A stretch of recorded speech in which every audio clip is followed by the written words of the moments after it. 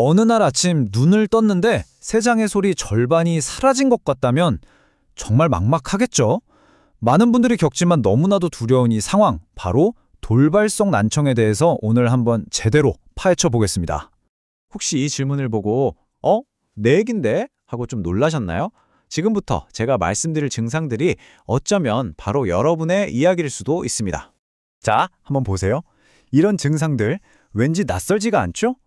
전화 통화할 때 한쪽 귀가 잘 안 들려서 자꾸 핸드폰을 바꿔받게 되고, 하루 종일 귀가 먹먹하고 갑자기 삐 하는 소리가 들리거나 심하면 막 어지럽기까지 해요. 대부분은 요즘 좀 피곤해서 그런가 보다 하고 그냥 넘어가기 쉽습니다. 그런데 여러분, 이건 절대 그냥 피곤해서 그런 게 아닙니다. 가볍게 볼 신호가 아니에요. 우리 몸이 보내는 아주 중요한, 어쩌면 위급한 경고일 수 있거든요. 바로 돌발성 난청의 시작 신호 말이죠.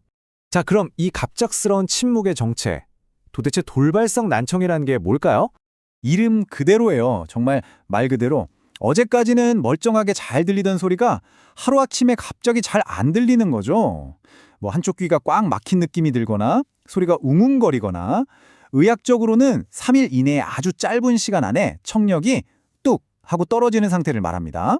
그렇다면 만약 이런 상황이 나에게 닥쳤을 때 우리가 기억해야 할 가장 중요한 것, 딱 한 가지만 꼽으라면 뭘까요? 네, 맞습니다. 바로 속도입니다. 스피드요.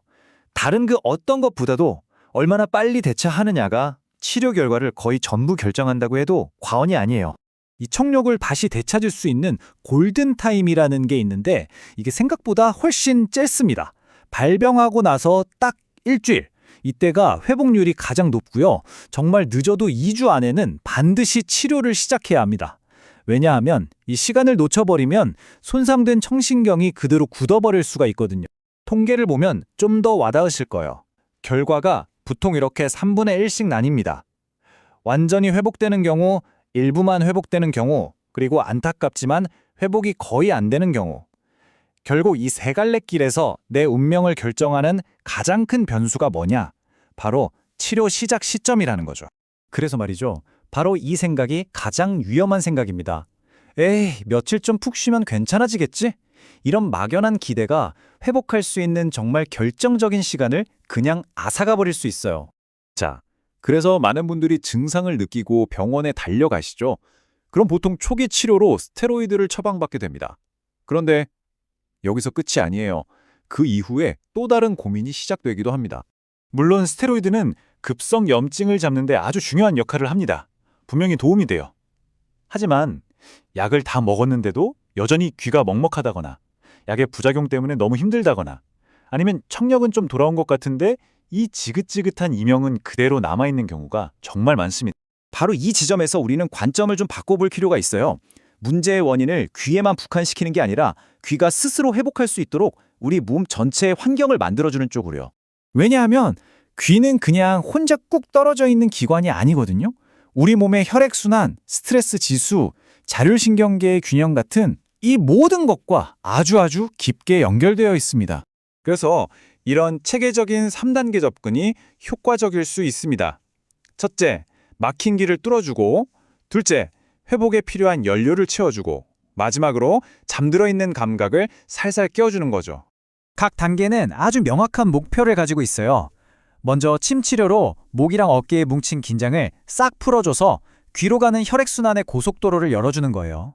그 다음엔 개인별 맞춤 한약으로 스트레스 때문에 생긴 몸의 열은 내리고 회복 에너지는 꽉 채워서 몸의 기초 체력을 다지고요. 마지막으로 아주 미세한 소리 자극을 이용하는 이 TSC 소리 치료를 통해서 손상된 청각세포가 다시 재기능을 하도록 재활 훈련을 시키는 겁니다. 자, 그런데 아마 이 설명을 들으시면서 나는 이미 골든타임을 놓친 것 같은데 하고 마음이 철렁 내려앉는 분들도 계실 거예요.